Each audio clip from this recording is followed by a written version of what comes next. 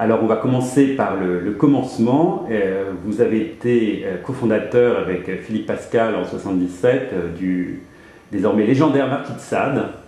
Un Marquis de Sade qui présentait parfois des accents de dure tourmente allemande. Comment Marquis de Sade vous a-t-il marqué? Je crois que comme toute expérience qui a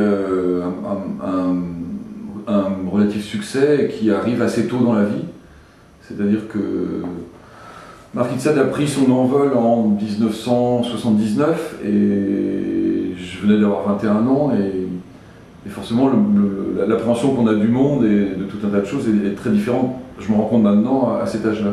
Donc vivre ça, les tournées de Marquis de Sade, les bonnes critiques des albums, c'est quelque chose de formidable à cet âge-là parce que c'est vraiment formateur. Alors après, on peut regretter de ne pas retrouver le même succès immédiatement après dans d'autres groupes, etc. Malgré tout, ce sont en gros de super bons souvenirs.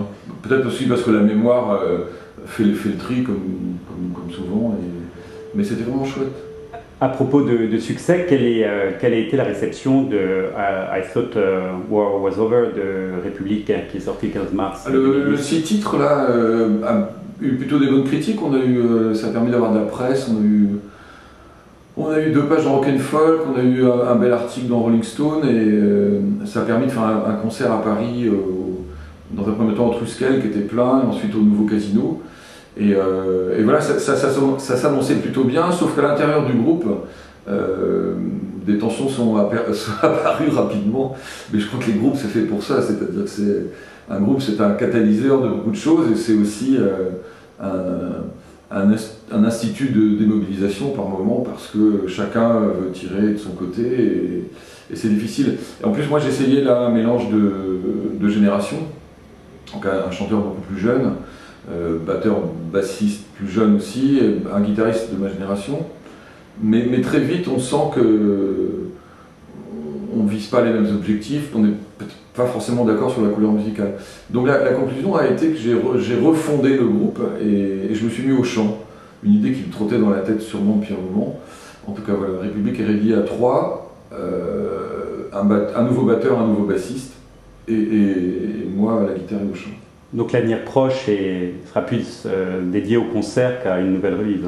Oui, il n'est pas question là de retourner en studio parce que l'autre fois on allait en studio assez rapidement et c'était plutôt intéressant. Mais moi j'ai envie d'un projet musical plus personnel, plus typé et je pense qu'il n'y a aucun intérêt à aller en studio avant 1 an ou 1 an et demi parce qu'on doit d'abord, on a refondé le répertoire, j'ai écrit une grande partie des textes puisque c'était Seb le chanteur qui les avait écrits pour la plupart. C'est en anglais. Voilà, on a beaucoup répété et on va être prêt à partir de septembre à faire des concerts, mais dans des bars pendant quelques temps. On n'est pas si pressé que ça. Vous avez écrit déjà 3 ouvrages. Le premier, Le Dériveur, qui a été publié en 2005 chez Flammarion. Le deuxième, L'Ennemi de la chance, toujours chez Flammarion en 2007, et vous revenez avec Voici mon sang, qui a été sélectionné pour le prix Polar 2011 du Festival de Cognac. Ouais. Rapidement, c'est une sorte de roman Sex, Drugs and Rock'n'Roll, mais on the road. Et on a Milan Beck, qui est un inconditionnel de la ville et des plaisirs féminins, qui est entraîné par Mateza, un jeune vétéran des Balkans, des guerres balkaniques, à la psychologie et au tempérament complexe et incontrôlable.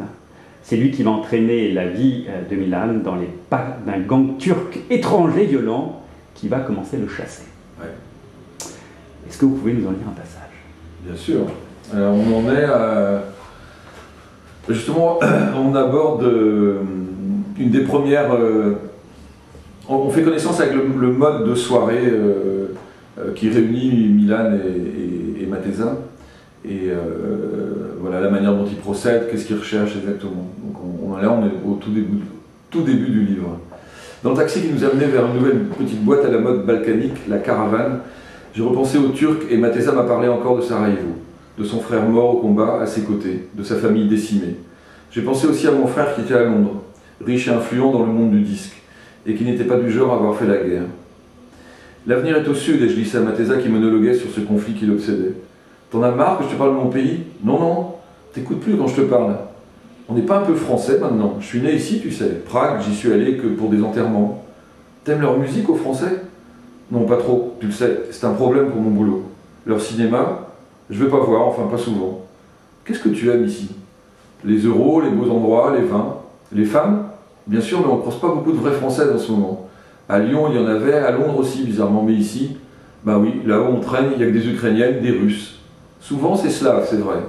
C'est notre destin, fait-il en se marrant. Puis il se tourne vers la vitre et ne décroche plus un mot jusqu'à destination. Le taxi nous abandonne dans une rue quasi déserte. Nous avons assez d'alcool dans le sang pour être bien encore une bonne heure et flottons avec aisance vers le néon blafard de notre caravane.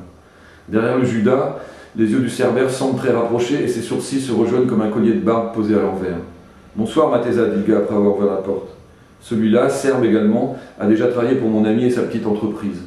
L'autre videur s'est fait un look de publiciste avec des lunettes aux montures bleues ridicules, mais ne trompe personne avec son quintal de viande tendu sous le costume bien taillé.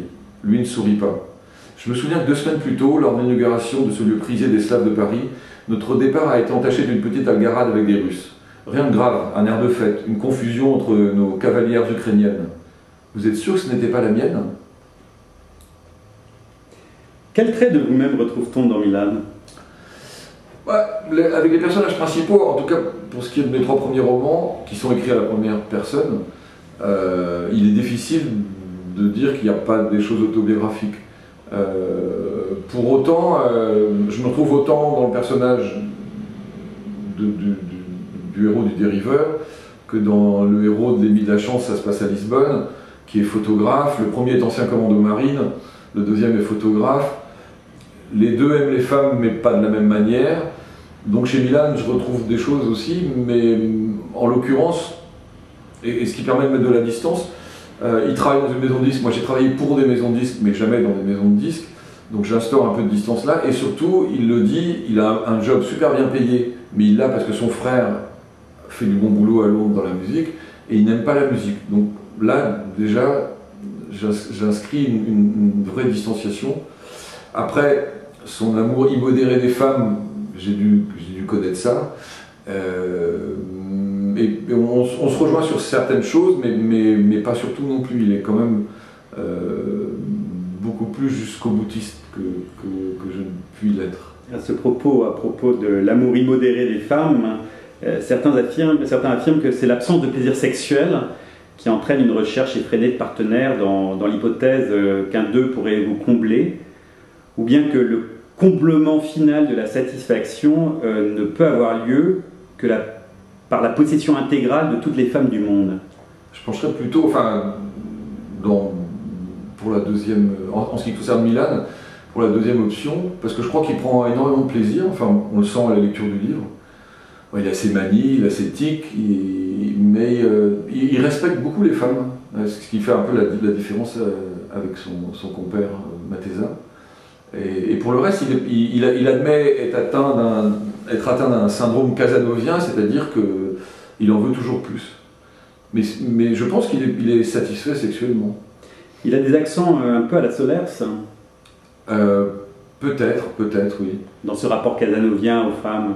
Sans doute, mais le fait est que, pour pas mal de garçons, je pense, qui ont vécu la nuit ou qui vivent la nuit, une belle femme dans un endroit tel que peut être un club, etc., normalement, tout le monde s'y intéresse. Enfin, je veux dire, ça